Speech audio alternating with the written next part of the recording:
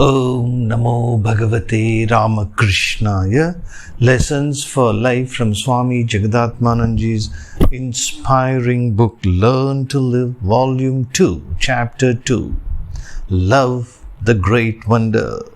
In this important episode, the true nature of love, Swami Jagatmananji has beautifully analyzed the pure, unselfish, motherly love of Miss Sheila Ruke, the nature of love.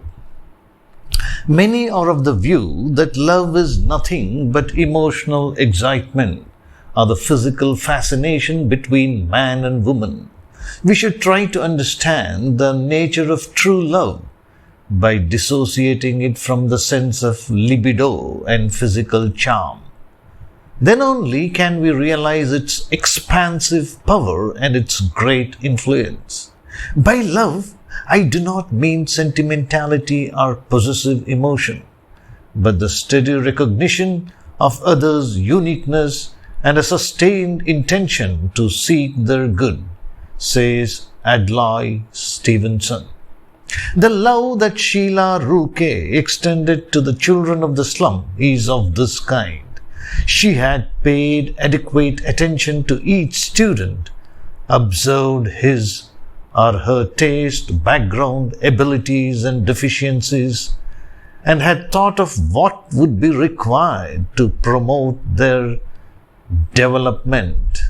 On the whole, she was able to understand each one of her students. She had tried to share their joys and sorrows, to fulfill the requirements of their all-round development. She forgave the childish pranks in which the children indulged in. That she loved them did not mean that she gave them license to do anything they liked. She had even taken recourse to the cane when their pranks exceeded the limit. But just as she had punished them for their wrongs, she also showered praise and encouragement for their special achievements and talents. She had tried hard for long to mold them into decent individuals, having no other motive except promoting their welfare. Of course, nobody would have blamed her if she had just done the minimum duty expected of her in return for the salary she received. Those who failed to gauge her good feelings and good intentions might have said cynically, "Why does she take so much pain on the nincompoops? She seems to have no better business at home. Who can ever try to reform these devils? Or could she be having some other benefit, some other ulterior motive?" But that is the power of love. The sacrifice and service rendered for the sake of the beloved may seem excessive to others. But when the child is ill and crying in pain, can any mother sleep in peace? She will forego sleep, face any kind of difficulties, and try to nurse the child to health. It is because of this love that man is able to survive the helplessness of his infancy. It is the expression of such love that instills in children self-respect and self-confidence and helps them to grow into great personalities.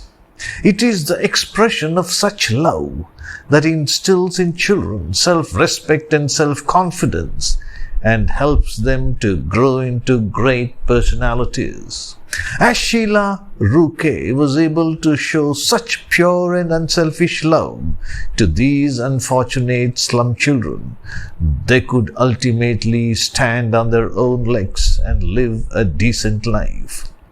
Now it is perhaps clear what a saga of selflessness and spirit of service lay behind her banal statement, "I loved each and every child.